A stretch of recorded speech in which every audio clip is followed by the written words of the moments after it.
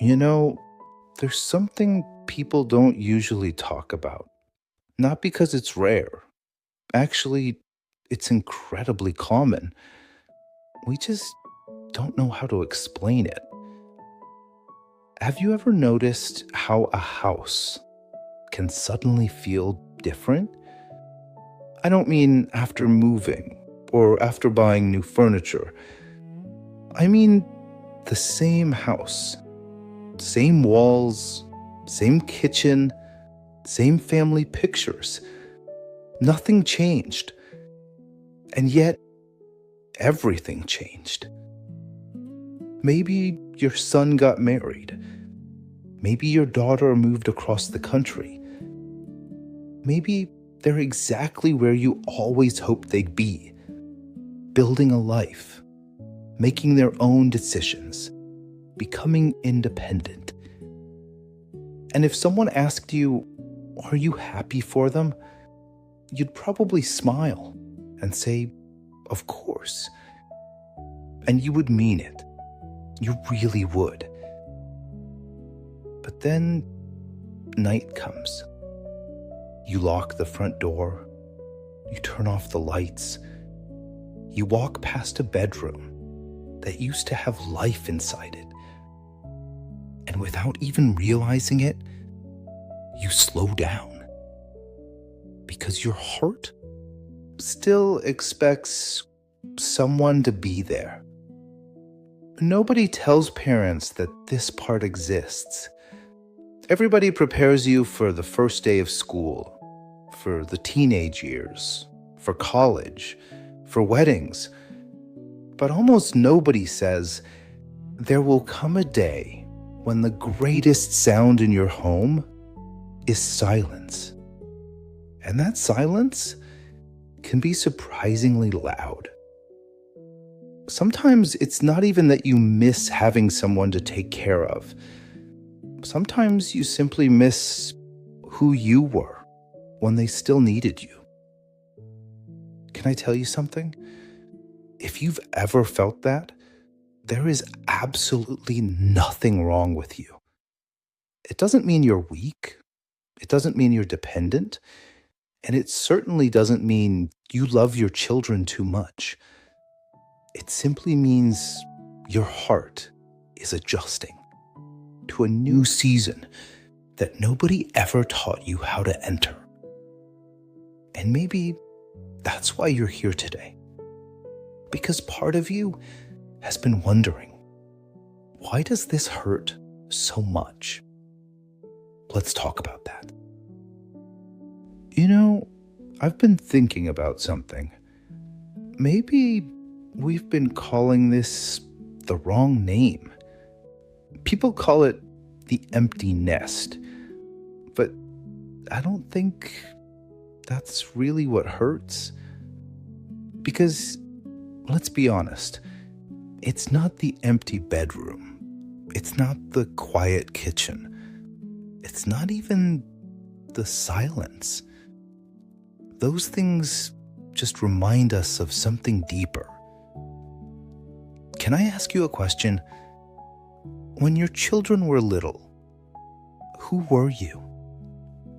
You were the one who fixed things, who worried, who reminded them to take a jacket, who waited until they got home safely, who stayed awake when they were sick, who celebrated their smallest victories like they were miracles.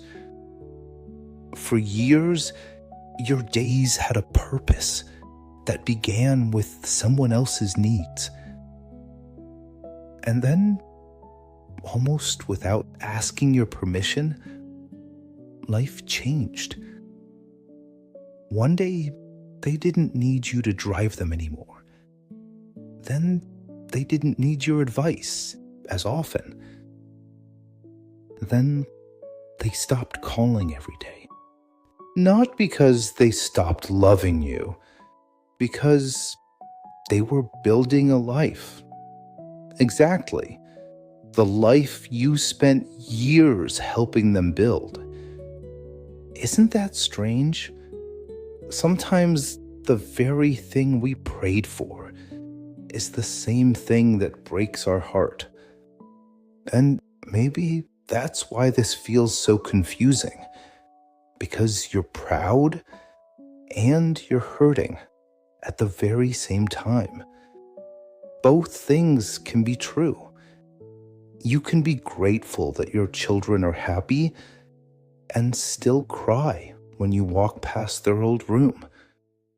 Those feelings don't fight each other. They live in the same heart. I wish more parents knew that, because I've met so many people who whisper, almost with embarrassment, "I don't know what's wrong with me." Nothing. Nothing is wrong with you. You're not grieving because your children failed. You're grieving because one of the most beautiful chapters of your life came to an end. And every ending, even the beautiful ones, asks us to learn how to breathe in a different way. You know, there's another question that nobody asks. If your children no longer need you the way they once did, then who are you now? That's a frightening question, because for so many years, being a mother or being a father wasn't just something you did.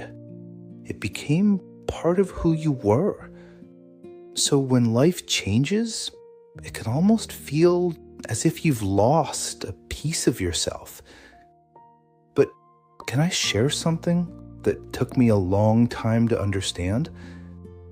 Maybe you haven't lost who you are. Maybe you're simply being invited to discover another part of yourself that has been quietly waiting all these years. Think about this. When your children were little, almost all of your love flowed in one direction, toward them. Every day, every decision, every prayer, every sacrifice. And now, that river doesn't know where to go. That's why your heart feels so full.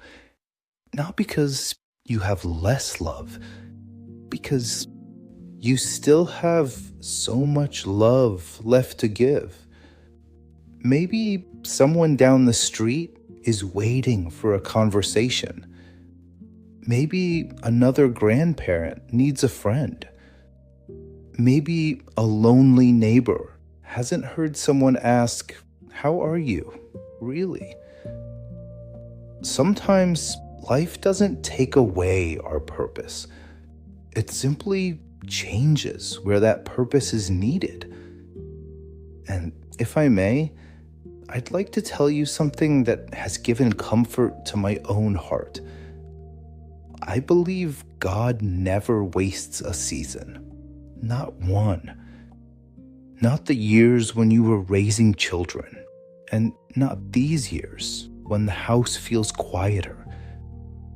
If He walked with you through the busy years, why would He leave you now? Maybe He's not asking you to go backwards. Maybe He's gently taking your hand and saying, "Come, there's another chapter we're going to write together." And who knows? Maybe the people you're meant to encourage now haven't even met you yet. Before we say goodbye, there's one more thing I'd love to leave with you. One day, someone asked an older man, "What was the happiest season of your life?" He smiled, and he said, "When my children were little." Then they asked, "And what was the hardest?" He smiled again, and he answered, "The day I realized they no longer needed me the same way." Then he became very quiet. After a little while, he said something I'll never forget. "They stopped needing my hand, but they never stopped needing my love." I think there's a lot of wisdom in those few words, because love was never meant to stay locked inside one season. It grows, it changes, it learns new ways to reach people. Maybe your children don't call every day. Maybe the house is quieter now. Maybe there are evenings when you still walk past that bedroom and your heart aches just a little. If that happens, don't be ashamed of those tears. They are not a sign that you're broken. They're a sign that you loved deeply. And people who have loved deeply always carry a little tenderness inside them.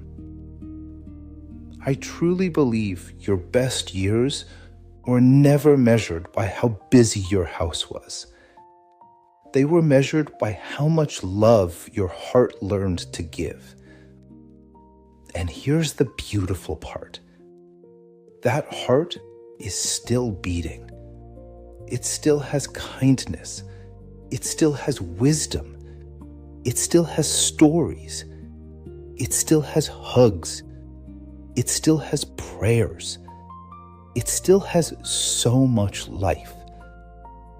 So tonight, when you turn off the lights and the house becomes quiet, don't let the silence tell you that your purpose is over. Listen carefully. Maybe in that silence, God is not closing the most beautiful chapter of your life. Maybe He's quietly turning the page. And perhaps the next chapter will become the one. Someone else. Thanks God you were there to live. Thank you for spending these few minutes with me. I'll be here next Saturday. And until then, please be gentle with your heart. It has carried a lot of love.